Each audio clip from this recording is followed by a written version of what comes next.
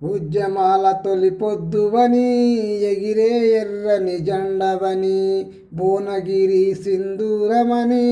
చెదిరిపోయిన మా చెల్లెవని అలుగెరిగని బాటవే వెళ్ళి లలితక్కాని పాటకు పన వెళ్ళెనే నింగిల పతి చుక్క పూట గడువని ఇంటిలో పుట్టిన పులి బిడ్డవు నీవమ్మా ఆటలాడే పసిపాయము వెతికెను ఆశయాల బాటమ్మా